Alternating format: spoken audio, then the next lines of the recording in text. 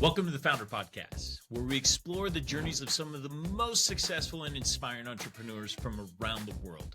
I'm your host, Chris Lee, a serial entrepreneur with a passion for building and growing businesses. Throughout my career, I founded multiple nine-figure businesses and learned a thing or two about what it takes to succeed in the world of business. I want to share those lessons with you by searching out the coolest guests on planet Earth and have them share their own incredible stories. But this podcast, it's not just for entrepreneurs. It's for anyone that's looking to be inspired by these stories of people who have overcome incredible odds and create something truly remarkable. So join me on this journey as we explore the fascinating world of entrepreneurship and meet the founders that are shaping it today. Let's dive in. Yo, what's going on? Chris Lee coming at you. Thank you so much for first of all, watching or listening to this episode. Second of all, for any of my followers, subscribers that have been joining with me thus far in this journey, it's been absolutely phenomenal. So as you guys have noticed, I have a little bit of a trend. I bring on guests. We talk with incredible founders, and then I get an opportunity to talk about some of my personal reflections, some of the things that have made my journey absolutely incredible along the way. Today, I'm going to be sharing with you one of them, and it is what I call the perfect normal day. Now, you may be asking, what the heck is the perfect normal day? Well, I'll tell you exactly what it is. It's exactly what it sounds like. It is the perfect day, but adding in normal, meaning that if you had to live this day for the rest of your life, would you ultimately accomplish the goals that you are on the path to create? And so this is a little exercise that I have walked my salespeople, employees, myself through multiple times that has extremely helped me in improving my habits and really improving my life. And now let me give you a little caveat. This is not the perfect day. A perfect day for me would be pretty simple. It would be me sitting on the beach, hanging with my kids, my wife. We'd be sipping pina coladas, virgin, of course, ice cold lemonades. We would be sun tanning, boogie boarding, maybe snorkeling around on a beautiful beach, eating great food, really enjoying time with my kids, doing all these amazing, incredible things, maybe watch a movie. And then I would make love to my wife, and that would be it. That would be the perfect day. The only problem is if I live that day for the rest of my life, I would be really misaligned with the four areas of my life. And when I talk about the four areas of my life, it's ASEP, association, spirituality, economics, and physique. Those are the four areas in which you must impact every single day in order to feel and be successful as a human being. We're not just talking about the economics. A lot of people, they define success as money. This is absolutely not that. Economics is definitely a part. It's one of the four quadrants and is absolutely required in order to really experience full success. But it's only one of the quadrants, right? We're talking associations. We're talking about relationships with your kids, your wife, your friends, your family, anybody that you associate with. That is absolutely imperative. Spirituality. No matter what your beliefs are, we are spiritual beings that are here having a physical existence. And so for me, I believe my spirituality is connected with God. Some of you may call it universe. Some of you may call it whatever, but we are spiritual beings and we must address that spiritual being on a daily basis. Then once again, economics. And the last one, physique. This right here is the way that we experience everything. And one of the questions I love to ask in regards to this, out of those four, what do you think is the most important? Whenever I ask that question, so I want you to think about that for a second. Out of association, spirituality, economics, and physique, which is the most important out of those four? No matter what answer you come up with, it's going to be a great answer. But what I've come to realize is that the fourth one, physique, is the most important. And the reason is because this physical body right here is the way we experience everything else, the way we experience our relationships, our associations, the way we feel the spirit, the way we are able to go out and execute in our job. If this thing is not aligned, I don't care how, how great you are and everything else. Because the reality is, if I am 400 or 500 pounds, I cannot enjoy the association that I have with my kid throwing and playing catch. It's absolutely impossible. If I am just stuffing my face with food, how sensitive am I going to be to my spiritual side? And if I cannot execute discipline and exercise discipline at the dinner table, how disciplined am I going to be when I have to knock one more door, make one more call, do one more assignment, fill out one more spreadsheet? The reality is the physical, the physique, this is the way that we learn things about ourselves and then manifest in the other three areas. And the one thing I've learned, if a principle is true, no matter what, it will apply to all four areas of life, right? If a principle of taking on the pain right now and pushing off the fake fruit for real fruit later, that is the same principle that applies to fitness, the same principle that applies to spirituality, the same that applies to our economics. They have to. And the beauty of it is, if you get really good at one thing, right? If you go and you work out and you do these incredible things to take care of your body, those will naturally trickle over to everything.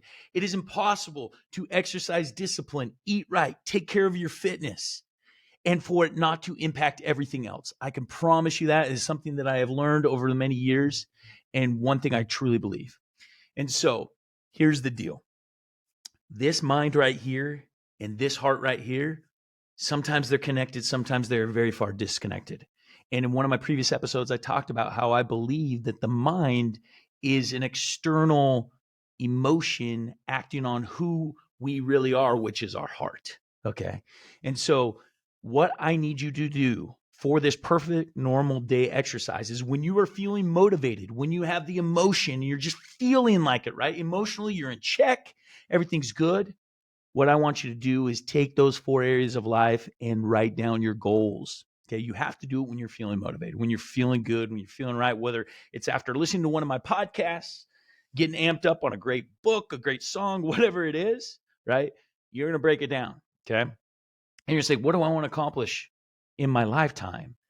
Right? What are the end fruits of these different things? 12% body fat, $10 million in my bank account, great relationship with my wife, whatever it is, whatever the end results that we each desire in those four areas of life.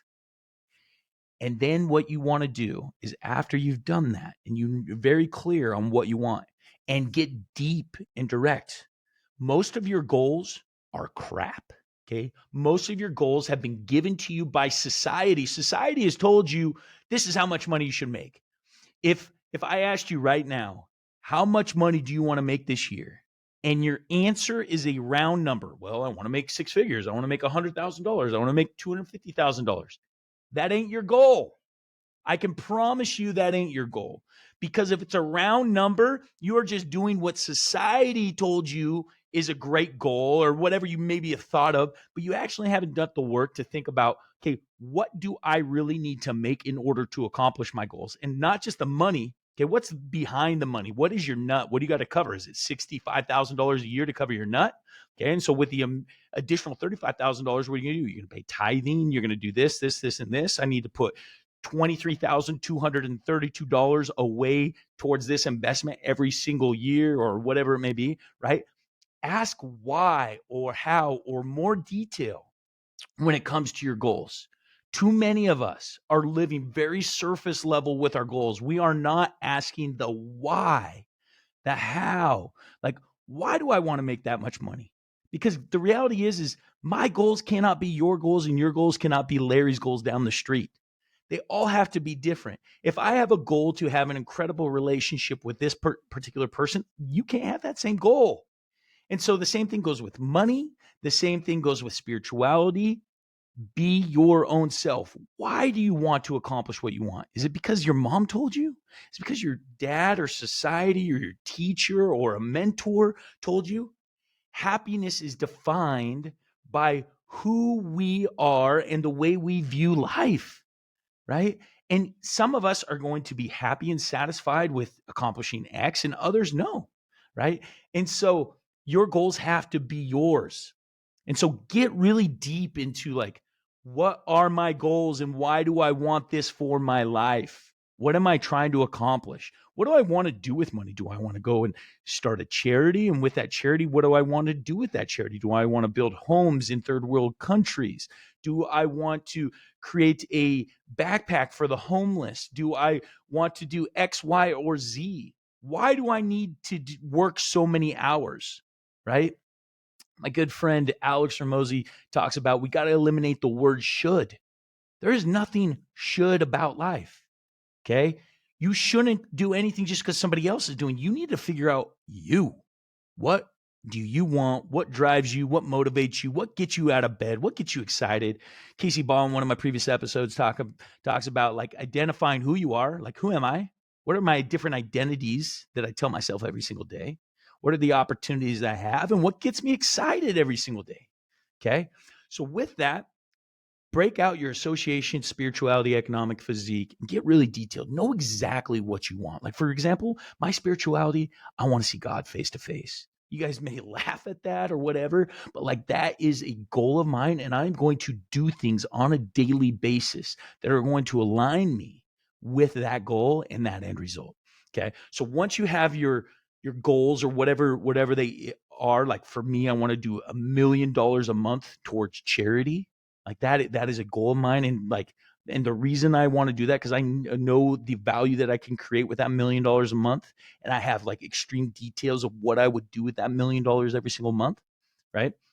So understanding, because the clearer you get with a goal, the clearer the action plan is going to be, and the clearer the action, the easier it is to take. Right. When we are walking into a dark tunnel and we don't see any light at the end of the tunnel, we are not motivated to keep going because we have no idea if my next step is actually making progress. But if I can see the light, I know exactly how many steps it's going to take to get there. I am motivated to push to the next step. Okay. Okay. So unwind. Back to the associations: association, spirituality, economic, and physique. I need to dial in what my goals are. And then this is where the perfect normal day comes in. The perfect normal day, you got to ask yourself, if I were to live this day on repeat, we're talking Groundhog's Day, for the rest of my life, would I accomplish these goals? If the answer is no, you need to rethink your perfect normal day. Okay. If the answer is yes, if these things compound over and over and over again, I will get to this. Now you're starting. Okay. And so with the perfect normal day, what you're going to do is you're going to take out little sheet of paper and you're going to write, okay, what time would I wake up? Right? If I'm trying to live the perfect normal day and I got to make sure that the bills are paid, relationships are taken care of, spirituality, right? My physique, everything like that. What time would I wake up? Okay. Is it 5 a.m.? Is it 7 a.m.? I don't know. What works for you? What are your goals? And so would I wake up at 5 a.m.? At 5 a.m., what would I do? Okay. So for me, my perfect normal day looks like I would wake up at 5:30 a.m. Immediately, I am going to get dressed and prepare myself for the gym. During that, I am going to take a caffeine of some level, usually a pre-workout. Okay. And then for me, whether I'm going to the physical gym or the gym here at my home determines what the next few steps are. On my way to the gym, I'm going to say up a prayer to my maker, to my God. Okay. And I'm going to go and work out. I'm going to do a lift and I'm going to do some sort of running or elliptical or whatever it may be, total an hour and a half. And then I'm going to do, then I'm going to spend time in the hot tub and the sauna and this, that, and the other. And you dial it in literally hour by hour. And what my morning routine and your morning routine and my daily routine, whatever, is completely different, right? But at the end of the day, when you dial that in and it's just, I mean, we're talking perfect. And now you may not know exactly what you're going to do today, but you can have things like RGAs, revenue generating activities. Like, for example, if you're a business owner or a salesperson or whatever it may be, and you make certain phone calls or you knock doors or you do different things that generate revenue, you can have a time slot, 2 hours, 4 hours, whatever it may be, for RGAs. And then you can have preparation, you can have study, you can have all these different things. Okay. But you have to make sure that all four of those areas are covered. Am I doing something that is going to fully engage with my associations? And so you may have heard on one of my previous podcasts, but one of my mentors, Travis, he taught me this methodology in which he talks about the full pie. Okay. And the full pie means is a lot of times we look at life as one pie and we split it up and we're like, okay, relationships, spirituality, and we kind of take the little piece or whatnot. What you have to do is you have to look at each of these things as a full pie itself. And when you are there, it is all about impact. It's not about time. It's about impact. Okay. And you have to eat the whole pie. What I love to say is motorboat that sucker. Like, be fully engaged, fully in it, be present, because you know exactly what I'm talking about. When you go to the gym and you're texting your friends or you're on the phone or whatnot, and you spend 2 hours at the gym, but you only really get like 15 to 20 minutes of a workout, did you really work out 2 hours? It doesn't matter how much time it was. It was like, what was the impact? Like, you can go and do a 15-minute CrossFit session and be way more impactful than a 2-hour gym session in which you were distracted. Or, for example, you're at home with your kids, right? You're spending time with your kids and they're telling you a story and you're halfway engaged and you got your cell phone. You're like, okay, yeah, yeah. And then you're texting like, oh, okay, yeah, oh, yeah. Oh, wow, I can't believe that. And just because you can repeat back to them what they said doesn't mean you were paying attention. Come on, man. I already know. I know that trick. I know that trick as a spouse, as a husband, as a father, right? Like, my wife knows that when I just like repeat back to her, that doesn't mean I was listening. Okay. So you put this sucker down, right? Put that cell phone down and you fully engage. And for me, if I am fully engaged with my kids for 5 minutes, 10 minutes, 15 minutes, that is so much more valuable than 2 hours of distracted time that I spent with them on the couch. Okay. If I'm out there and I'm throwing the baseball or jumping on the trampoline or whatever it is, playing a game, fully engaged, nothing else matters, right? I'm not worrying about my fitness. I ain't worrying about building my business. I'm not worried about connecting with God. I'm connecting with my child in this very moment. That's what matters. Okay. And you have to have each of those things dialed in. How much time would I spend with my kids? When would I spend that time? When would I eat? How much time would I do to eating? Right. And then you create that. And it's a perfect normal day. And once again, if you can answer the question, if I had to live this day for the rest of my life, would it accomplish my BHAGs, my big, hairy, audacious goals that are with my association, spirituality, economic, and physique? Would it address all of those? And if it's compounded over and over again, and the answer is yes, congratulations, you have completed the first part of a perfect normal day. Once you've done that, then you can start going into a little bit more detail. Okay, maybe not every single day is going to look the same. What would a perfect normal Saturday look like? What would be a perfect normal Sunday, perfect normal weekend? Like, for example, on Sundays, I don't work. I don't address my economics. Okay. What would a perfect normal Sunday would look like? And then we have a perfect normal week, perfect normal month, perfect normal year.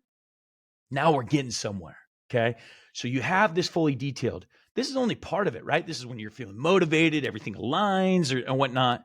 The next part is the little psyche games that you have to play in the moment to actually get crap done. And what do I mean by that? Okay. As an entrepreneur, as a pursuer of greatness, you have to have little things, little games, right? You got to look at the thing as a game, as Alex Ramosi would talk about in his podcast, the game, right? You got to look at his life as the game, or attacking this perfect normal day as a game. And you got to have rewards and punishments and whatever it may be. So the one thing that I always have to do is once I have that in and I dial it in and I put it into my phone and I know exactly what I should be doing. And here's the funny thing is we all know what we should be doing, right? It's never a question of like what I should do. It's actually doing it. Okay. So, but now I've gotten really detailed. I'm really dialed in. I can see the light at the end of the tunnel. I know exactly how many steps it's going to take to get to the accomplished goal. So then comes the hard part. It's actually doing it. Okay. And there are two questions that I ask myself in every circumstance when I just don't feel like it. Because the reality is the better you get, the better the excuses get. Okay. I've already accomplished enough. Nobody expects any more out of me today. Nobody is going to look at me any different. What if I just miss this day or whatever, right? We have these psyche games, these mental games that we're playing. And this is where I'm talking about that we got to view our brain as not part of us. It's an external force trying to act on who we really are inside the heart, right? Disconnect those things. Realize that just because it ran through my mind doesn't mean that's me, right? It's just something trying to tempt me, trying to keep me down, okay? Then I got to ask myself two questions. You may have heard me say this before. One, what should I be doing now? Okay? What should I be doing now? Boom, pull out my perfect normal day. Oh, dang. Looks like I'm supposed to be doing revenue generating activities. And so if I'm in the door knocking game, I'm supposed to be knocking doors. Or if I'm in the marketing game, I'm supposed to be writing ads. Or if I'm a doctor, I'm supposed to be actively trying to get new patients or working on patients or whatever it may be, right? Like, okay, boom. What am I supposed to be doing right now? Question number two, am I physically capable and able of doing it? Look down, my legs broke, and my tongue still in my mouth.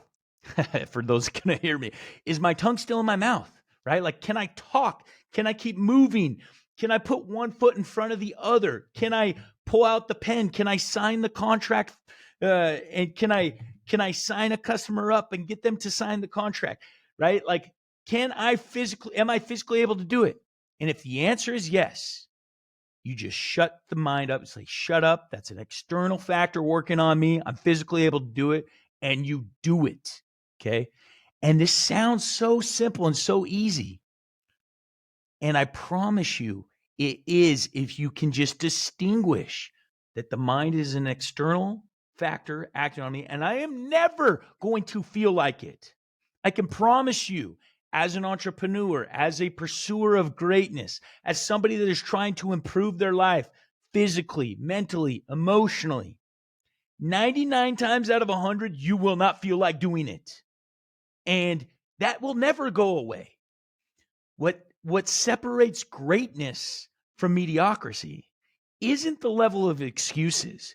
It's how they handle those excuses. You will always have excuses. In fact, like I said, the better you get, the better the excuses will be.